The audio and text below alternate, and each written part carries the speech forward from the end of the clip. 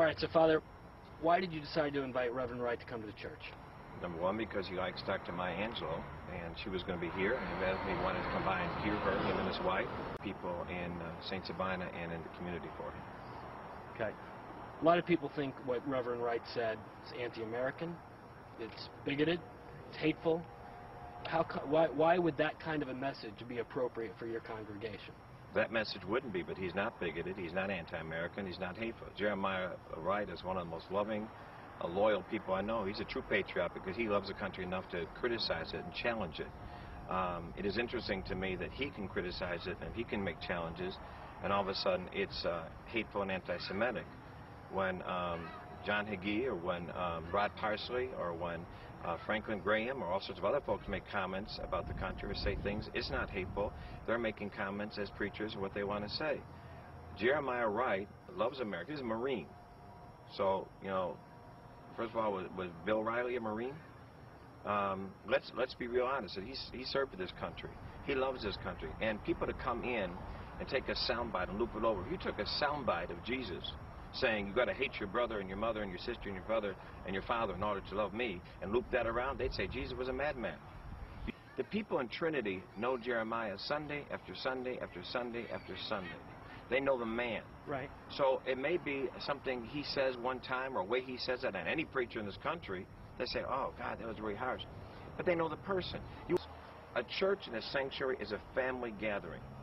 And you come in and take snippets of a family gathering, put it in a national audience. If Jeremiah Wright or myself or anybody else were talking to a national audience, you would probably speak differently than you teach to your family.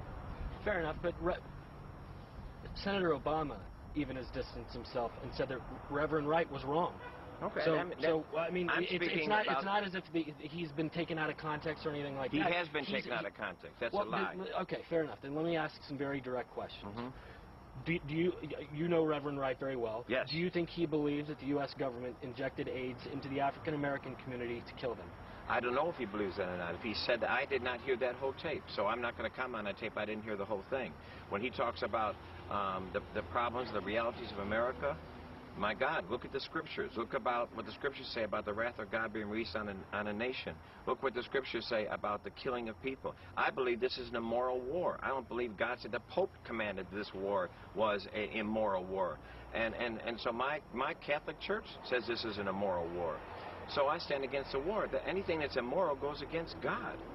That may be true, but 6 days after 9/11, he says America's chickens are coming home to roost, basically saying that we aren't the victims, we're the ones who are at fault.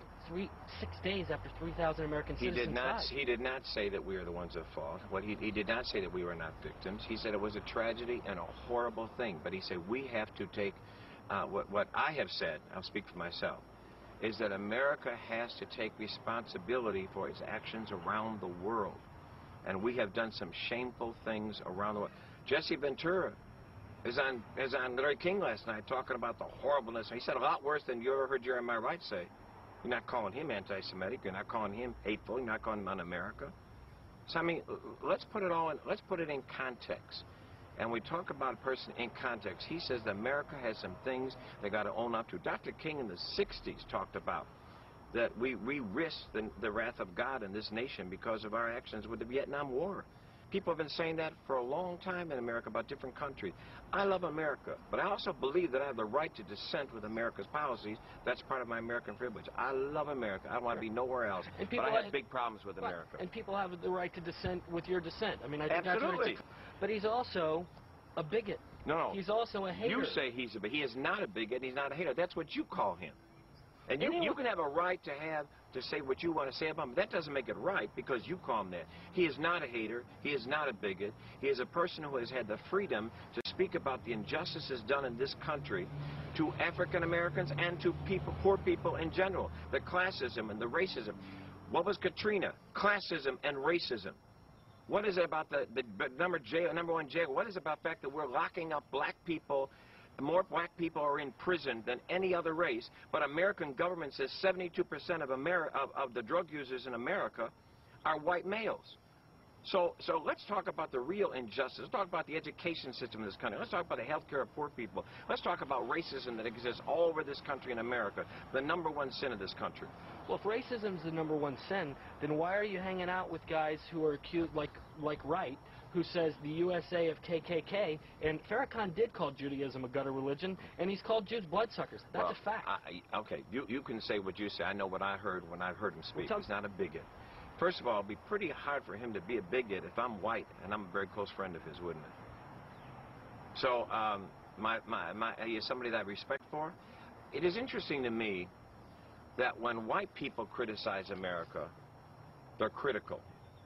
When black people criticize America, they're haters of America. It is very interesting to me how we have those double standards in the media and double standards in society. When black people raise issues, they're angry and they're mad. When white people raise English, they're raising questions. That's the double standard of this country. I don't think that's true. I don't think that's true at all. Look at Senator Obama. The guy's has a good shot to be the next president of the United States. I hope he is. Well, right. So you're not living in no one's saying that he's that way, and he's an African American man. So that's not true. It's What's just when you true? got no. It's when you What's say not true? when you say, sir, that when a black man says something, they're angry and this, that, or the other. I think people make a distinction between someone like a Senator Obama and someone like a Reverend Wright or a Louis Farrakhan. First of all, Senator Obama is a senator. Reverend Wright is a preacher in a pulpit. Those are two very different roles. Very different prophetic roles of which they're called to be the preacher, to try to serve all its people.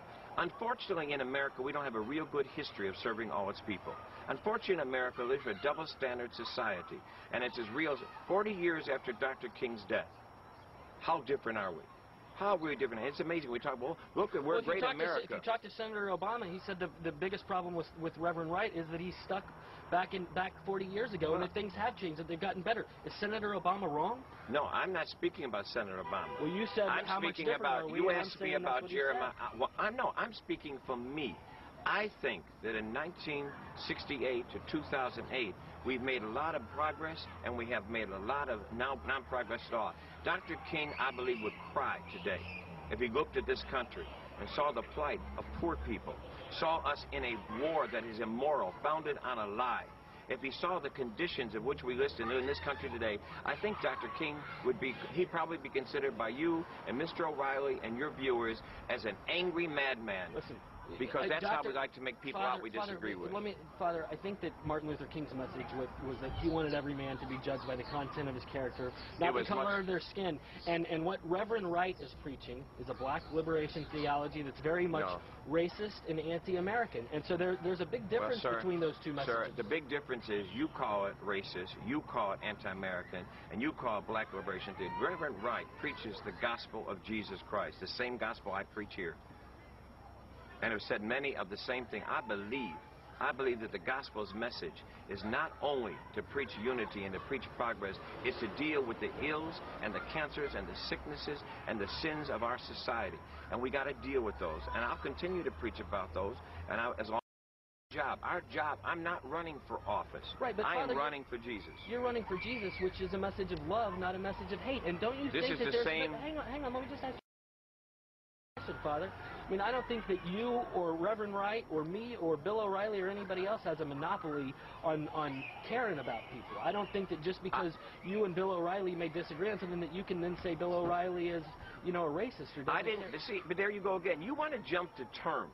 I'm not calling Bill O'Reilly a racist. I say I disagree with him. I disagree with the stance your station has taken and the prejudice stance that is done on Jeremiah Wright. It's wrong and it's unfair. That's all. I know Jeremiah Wright. I don't think you do. I don't think Bill O'Reilly does. I know him. He is a good man. He is a loyal American, and he's a prophetic teacher of the gospel. And I'm not going to allow people to call him a racist, anti-American, or bigot. Him nor Louis Farrakhan, because neither of them are. I know the persons. But isn't there part of their message is not a message of love? It's a message of hate. I mean, that's what even Senator Obama had distanced himself from their remarks. You just defined love by Dr. King saying, be judged on the content of your character and not the color of your skin.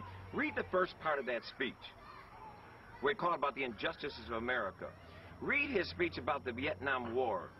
He'd like to take Dr. King and repackage him into this wonderful little loving, sweet guy who has an olive branch in his hand. That's not Martin Luther King, because I knew him too. And Martin Luther King spoke truth to this country. And that's why he's dead now, because they decided that he had to die. Well, thank you very much.